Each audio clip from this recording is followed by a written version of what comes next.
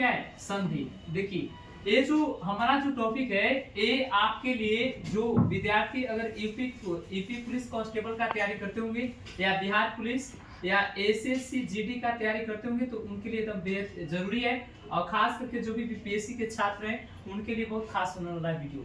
तो सबसे पहले आज हम लोग जो होते हैं संधि को देखेंगे। सबसे पहले ये समझेंगे कि जो संधि होती है, संधि, ये संधि क्या होती है। तो मैं आपको पहला कॉन्सेप्ट बताया था, उस कॉन्सेप्ट को देखिएगा। आपको मैं पहला एक कॉन्सेप्ट बता रहा हूं, आप सीखेंगे कि यदि किसी शब्द का शुरुआत, ध्यान से मैं आपको इसको समझाने का कोशिश कर रहा हूं कि आखिर इसको संधि क्यों कहा गया, संधि आई क्यों। तो यदि किसी शब्द का शुरुआत आपको अगर दंती स से होता है, ध्यान देंगे यहाँ पे दंती स अगर किसी शब्द का शुरुआत होगा और उस पर अगर अनुस्वार रहेगा, देखिए अनुस्वार यानी बिंदी, तो ऐसे शब्दों में पूछेगा कि कौन सी संधि है, तो ऐसे शब्दों में कौन सी संधि बताएंगे आप? व्यंजन संधि। याद रखना हमेशा, यदि किसी शब्द का शुरुआत जो होता है दंती स से आपको मिल जाएगा, कोई भी शब्द हो, ठीक है, और अगर आपको उस पर अनुस्वार लगा हो, अनुस्वार, अच्छा देखो एक छोटा सा बिंदु है, आप इसको ध्यान रखेंगे, ये दंती स को देख रहे हो, यहाँ पर एक लिखा हुआ है संबंध, ये आपको काम देगा, और एक आपको लिखा हुआ है संधि। इस बिंदु को आप ध्यान से देखिएगा, इस बिंदु को कभी कभी हम म पढ़ते हैं, म, और कभी कभी क्या पढ़ते हैं? न, यानी कभी कभी म और कभी कभी कौन सी? न, यानी ऐसा क्यों? तो देखो एक छोटा सा मैं आपको क्लिप दे रहा हूं, देखो कुछ मत करना है, आपको जिसको पढ़ना है, मान के चलो हमको इसको पढ़ना है, इस बिंदु को पढ़ना है, तो इसको पढ़ना है, या हमको इसमें इसको पढ़ना है, इसको पढ़ना है, तो जिसको पढ़ना है उसके बगल में जाएंगे, याद रखेंगे हमेशा, आपको जिसको पढ़ना है, जैसे हमको इसको पढ़ना है तो इसके कहां जाएंगे? बगल में, और इसको पढ़ना है तो कहां जाएंगे? बगल में, अब इसको पढ़ना है तो कहां जाएंगे? बगल में। और क्या करेंगे, आपको देखना है कि इसके बगल में गए तो यहाँ प से लेकर के म तक अगर कोई भी वर्ण आ जाएगा, याद रखना कोई भी वर्ण हो अगर आ गया तो इस बिंदु को कौन सी पढ़ेंगे? म, और नहीं आया तो कौन सी पढ़ेंगे? न। देखो स के बगल में गए हम लोग, कौन सी है? ध। प फ से लेकर के म तक आपको अगर कोई भी आ जाता तो क्या पढ़ते? म, और नहीं आया तो कौन सी? न। यहाँ देखेंगे संबंध में स के बगल में देखिए प फ का लेटर है तो कौन सी पढ़ेंगे? म, और इसके बगल में प फ का लेटर नहीं है तो कौन सी पढ़ेंगे? न। नॉलेज के लिए आगे देखेंगे, हम लोग देखेंगे संधि। मैं आपको बता रहा था कि यदि किसी शब्द का शुरुआत अगर आपको दंती स से होता है और उस पर बिंदी लगा रहेगा यानी कि अनुस्वार लगा रहेगा तो इसमें कौन सी संधि बताएंगे? व्यंजन। जैसे मान के चलो हम बोलेंगे कौन सी? संसार, या बोलते हैं कौन सी? संगति, या बोलते हैं कौन सी? संकल्प, या जो भी आप बोलते हैं संगत बोलते हैं, कुछ भी बोलिए। तो देखो इसमें दंती स से शुरू है, ठीक है, और दंती स से अगर शुरू रहेगा और अगर आपको ऊपर में बिंदु है, एक और अगर दंती स के बगल में म भी रहता है तो वैसे शब्दों में भी कौन संधि होती है? व्यंजन। अब विच्छेद करना है तो क्या करेंगे? देखो आपको कुछ नहीं करना है, सिंपल सी बात है, इसको विच्छेद करना है, इसको विच्छेद करना है, इसको करना है, इसको करना है, तो क्या करेंगे? कुछ नहीं करना है, आपको दंती स के बगल में क्या लिखना है? म, सब में टोटल में दंती स के बगल में म और म में क्या लगा देना है? हलन, सब में। यहाँ देखिए दंती स के म और इसके बाद कौन सी? हलन, और इसके बाद दंती स के बाद कौन सी? म, इसके बाद कौन सी? हलन, और दंती स के बाद कौन सी? म, इसके बाद कौन सी? हलन। अब बाकी क्या करना है? देखो लिखना है, यहाँ पर क्या लिखा हुआ है? सा, यहाँ पर क्या लिखा हुआ है? गति, और यहाँ पर कौन सी लिखा हुआ है? कल, ठीक है, और यहाँ पर कौन सी लिखा हुआ है? गत। तो ये आपका हो गया पहला नियम। अब हम लोग संधि का अगर संधि विच्छेद करते हैं तो यहाँ से देखिए स के बगल में कौन सी लेंगे? म में क्या लगाएंगे? हलन, अब आगे कौन सी पड़ेगा? धी, समधि। इसका मतलब ये नहीं हुआ कि हम लोग समधि पढ़ेंगे, यहाँ हम लोग पढ़ेंगे सम प्लस धी से बना है कौन सी? संधि बना है। इसमें कौन सी संधि हो गई? व्यंजन। एक कंप्लीट, आगे देखेंगे, आगे समझेंगे इसको हम लोग।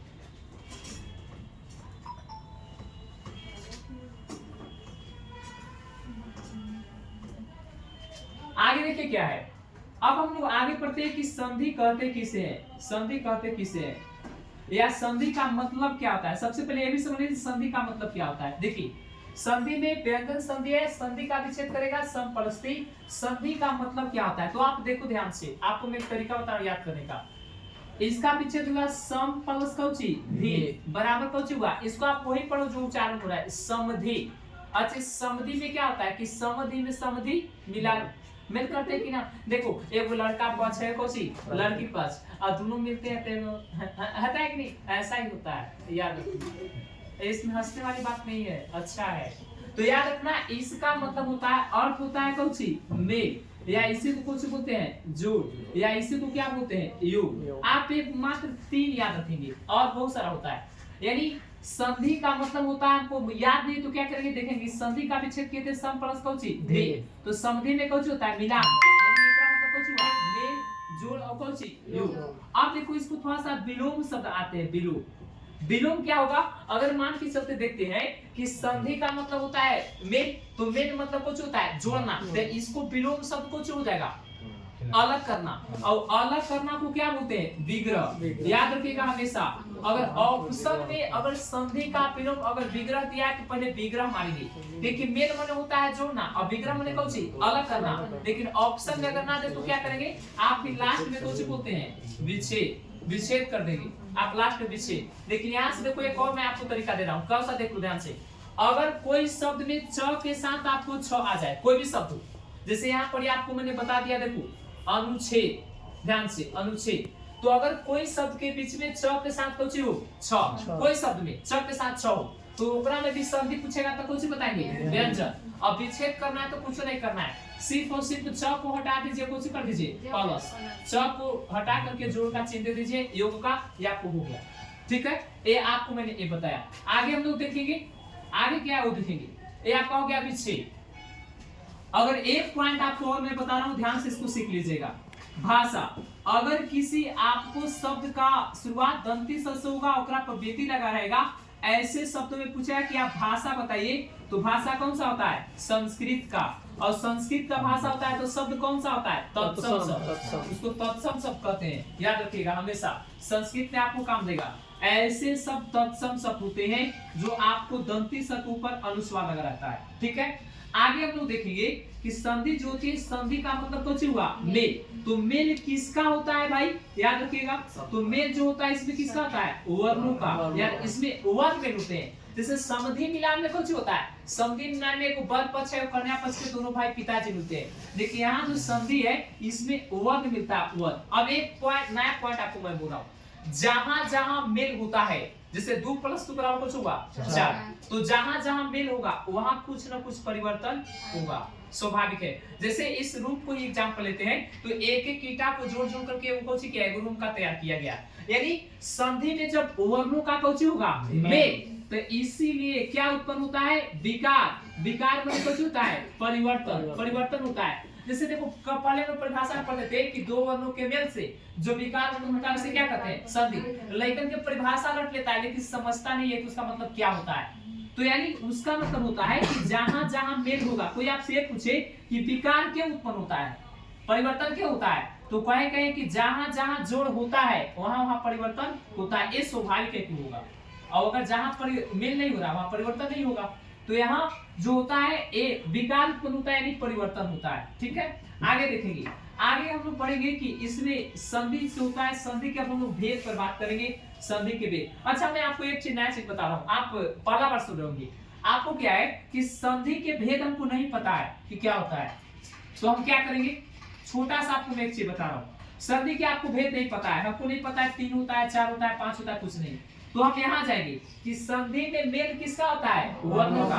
और वर्ण को कई भाग बनाते हैं, 2 भागों में, एक का नाम कौन सी है, स्वर, और एक का नाम कौन सी है, व्यंजन। तो इसीलिए हमारे संधि के क्या भेद आ गए, 2, अभी 2 आया है। अभी और देखते हैं, इसमें एक बिंदु आप पढ़े होंगे कभी, एक होता है इसमें अन, और एक कौन होता है अन, कौन सी अ। अब आपको पता है कि अन व को कौन सी कहते हैं, अयोगवा, ये पता है ना, अयोगवा कहते हैं। और कहने वाले कौन थे, ये आपको बता दिए थे, किशोरीदास, किशोरीदास कौन सी वाजपेयी। याद रखिएगा हमेशा, अगर आपसे कभी पूछ दे कि, अब एक बात देखो साहित्य से आपको मैं बता रहा हूँ, ध्यान से समझिएगा। हिंदी का अगर आपको पाणिनि कहे, पाणिनि, हिंदी के पाणिनि कौन है, तो किशोरीदास वाजपेयी। लेकिन हिंदी के योद्धा कौन है, तो गुरु कमता प्रसाद। और एक नया चीज और आपको सही से बताऊं, हिंदी की प्रथम पुस्तक कौन थी, तो उसका नाम था हिंद शब्दानुशासन, हिंद शब्दानुशासन। और लिखने वाले कौन थे, किशोरीदास वाजपेयी। एक प्रथम पुस्तक लिखी थी हिंदी की, याद रखिएगा हमेशा।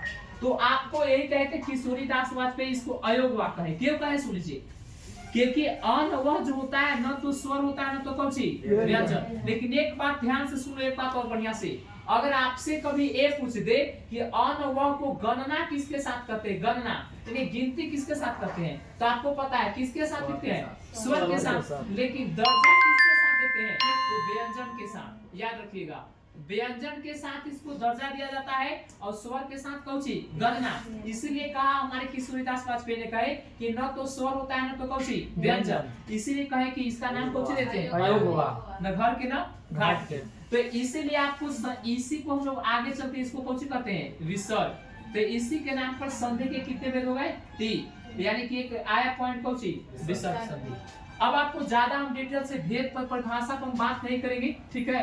अब सीधे से हम लोग बात आते हैं, आपको संधि सिखा रहा हूं, ध्यान से समझिएगा। बस देखो, एक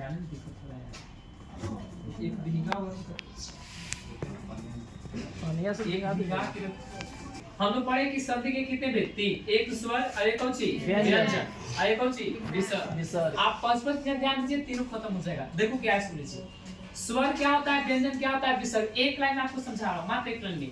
11 + 11 बराबर कौन संधि, स्वर। यानी 11 मतलब कुछ होता है स्वर, और ये 11 माने क्या होता है, स्वर। यानी हिंदी में बोलेंगे कि स्वर + स्वर बराबर कौन संधि, स्वर संधि। अब व्यंजन को होगा 11 + कौन सी 33, यानी इसका मतलब होगा कौन सी स्वर, और इसका मतलब कुछ होगा व्यंजन। तो यानी कि स्वर + कौन सी व्यंजन। इसको ऐसे भी लिख सकते हैं क्या, 33 + कौन सी 11, यानी कि स्वर + कौन सी व्यंजन। ऐसे भी लिख सकते हैं, या एक और लिख सकते हैं 33 + कौन सी 33, यानी कि व्यंजन + कौन सी व्यंजन। तो याद रखिएगा, हमेशा ऐसे भी क्वेश्चन आते हैं कि जब किसी स्वर के साथ व्यंजन का मेल होता है तो कौन संधि, व्यंजन। या व्यंजन के साथ स्वर का मेल होता है तो व्यंजन, या व्यंजन के साथ कौन सी व्यंजन, तो कौन संधि, व्यंजन संधि। अब देखो विसर्ग क्या होता है, तो 11 + 1 या 2, इसका मतलब होता है 11 माने कुछ होता है स्वर, और 1 या 2 मतलब कुछ होता है विसर्ग। और इसी को पूछेगा कि 33 + कौन सी 1 या 2, 33 माने कुछ हो जाएगा व्यंजन, और 1 या 2 मतलब कौन सी विसर्ग। इस तरह से आपको जो होता है पूछेंगे, यानी कि स्वर का मेल विसर्ग से या व्यंजन का मेल कौन से विसर्ग से। देखो ये सब हम लोग के पॉइंट, हम लोग के पॉइंट हो सीखो।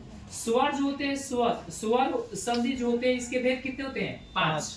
पहला कौन सा होता है, पहला कौन सा दीर्घ, और दूसरा कौन सा होता है गुण। देखो याद करने आप तुरंत हो जाएगा। इसके गुण के बाद कौन सा होता है, वृद्धि होता है। इसके बाद कौन सा मारेंगे, यन, और इसके बाद कौन सा आयात। याद नहीं होगा तो क्या करेंगे, देखो कुछ नहीं। दीर्घ माने कौन सा होता है, बड़ा, कौन सा होता है बड़ा। तो बड़ा बेटा के कौन सी पाया जाता है, गुण। बड़ा बेटा में क्या होता है, गुण, और जिसके पास गुण होता है वो कौन सा करता है, वृद्धि, विकास करता है कि नहीं। अब देखो यन माने होता है हानि, और यति माने कुछ होता है लाभ। तो कभी हानि तो कभी लाभ, यानी किसी बड़ा बेटा था उसके पास कुछ था गुण, और वृद्धि जब करेगा तो कभी तो हानि और कभी कौन सी लाभ। और ज्यादा आपको दिमाग नहीं लगाना है तो फिर आप रट जाइए। चलो ये आपका हुआ पहचान, आपको मैं बता रहा हूँ, ध्यान से समझिए, ठीक है। पहचान, वीडियो को रोक दो।